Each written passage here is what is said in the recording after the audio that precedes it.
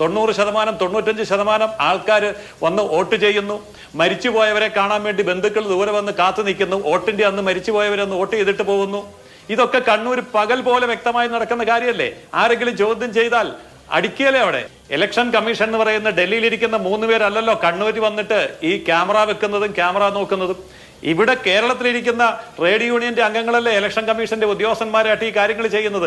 അവര് മുഖേന ഈ കാര്യങ്ങളെ അട്ടിമറിക്കുകയല്ലേ ചെയ്യുന്നത്. നിർമ്മലാ സീതാരാമന്റെ ജീവിത പങ്കാളിയായ പറക്കാല പ്രഭാകർ 79 മണ്ഡലങ്ങളിൽ ക്രമക്കേട് ഉണ്ടായിട്ടുണ്ട് എന്നും ക്രമക്കേടില്ലായിരുന്നുവെങ്കിൽ ഇന്ത്യ മുന്നണി അധികാരത്തിലെത്തേനെ എന്ന് വരെയും പ്രസംഗിച്ചിട്ടുണ്ട്. ഓക്കെ, അതൊരു ആളുടെ അഭിപ്രായം എന്നുള്ള നിലയിൽ വേണമെങ്കിൽ കണ്ടേക്കാം ശ്രീ ജയസൂര്യൻ. പക്ഷേ നമ്മുടെ മുമ്പിലുള്ള വളരെ ഗ്ലെയറിംഗ് ആയിട്ടുള്ള ഒരുപാട് കാര്യങ്ങൾ പക്ഷേ കാണാതിരിക്കാൻ കഴിയില്ലല്ലോ. എന്ന് മാത്രമല്ല, ഇപ്പോൾ നോക്കൂ, ഇപ്പോൾ കോൺഗ്രസ് രാഹുൽ ഗാന്ധി ഒരു ലോക്സഭാ മണ്ഡലത്തെക്കുറിച്ചാണ്, ബാംഗ്ലൂർ സെൻട്രൽ മണ്ഡലത്തെക്കുറിച്ചാണ് ആരോപണം ഉന്നയിച്ചതെങ്കിൽ BJP ഔദ്യോഗികമായി വാർത്താ സമ്മേളനം നടത്തി. അനുരാഗ് ഠാക്കൂർ വാർത്താ സമ്മേളനം നടത്തിയ 6 മണ്ഡലങ്ങളിൽ കുഴപ്പമുണ്ട് എന്നാണ് പറഞ്ഞത്. വയനാടും റായ്ബറേലിയും അടക്കം അഭിഷേക് ബാനർജിയുടെയും അതുപോലെ തന്നെ നമ്മുടെ മുലായം സിംഗ് യാദവിന്റെ മകൻ അഖിലേഷ് യാദവിന്റെയും മണ്ഡലങ്ങളിലൊക്കെ വോട്ടർ പട്ടികയിൽ ക്രമക്കേടുണ്ട് എന്നാണ് പറഞ്ഞത്. പറഞ്ഞ കാര്യങ്ങളൊക്കെ വലിയ മണ്ടത്തരങ്ങളായിരുന്നു, അത് വേറെ വിഷയം. എന്നാൽ പോലും തെരഞ്ഞെടുപ്പ് കമ്മീഷന്റെ വോട്ടേഴ്സ് ലിസ്റ്റിനെ കുറിച്ച് ആരോപണം ഉന്നയിച്ചത് BJP കൂടിയാണ്. അപ്പോൾ തെരഞ്ഞെടുപ്പ് കമ്മീഷന്റെ കാര്യങ്ങളെല്ലാം ശരിയാണ് എന്ന് ഒരു BJP പ്രതിനിധി എന്നുള്ള നിലയിൽ താങ്കൾ എങ്ങനെ പറയും? ഇപ്പൊ BJP ഉന്നയിച്ച ആരോപണം കളവായിരുന്നോ?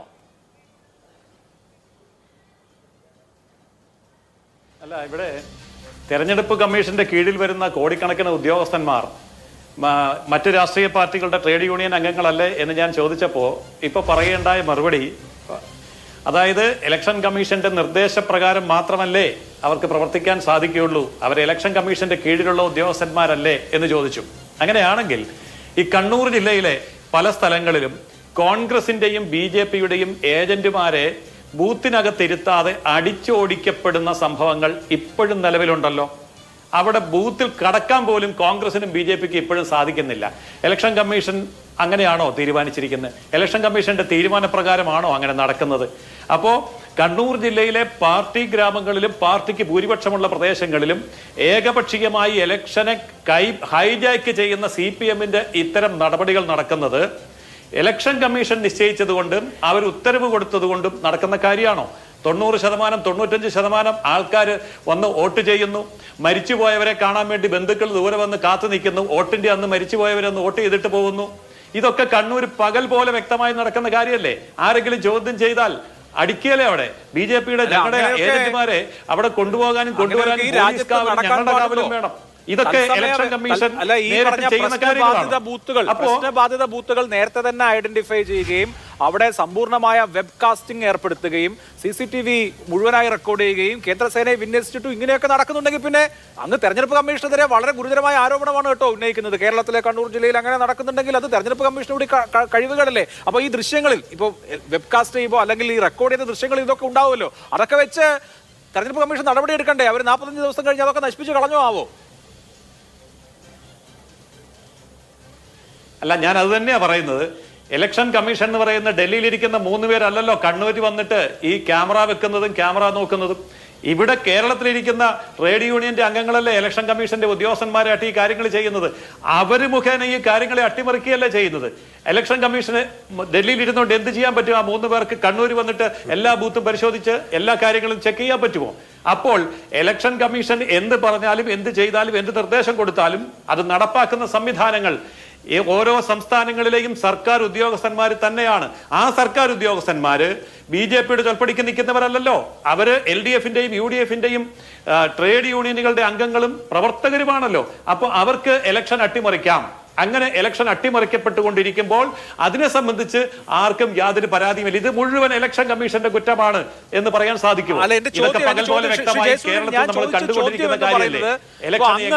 ആദ്യ അവസരത്തിൽ ഇലക്ഷൻ കമ്മീഷൻ ഇതൊക്കെ വളരെ സുതാര്യമായിട്ടാണ് നടപ്പാക്കുന്നത് എന്ന് പറഞ്ഞല്ലോ. ഇലക്ഷൻ കമ്മീഷൻ ഇന്ന് അവകാശപ്പെട്ടതും വളരെ സുതാര്യമായിട്ടും കുറ്റമറ്റ രീതിയിലുമാണ് ഞങ്ങൾ ഇലക്ഷൻ നടത്തുന്നത് എന്നുള്ളതാണ്.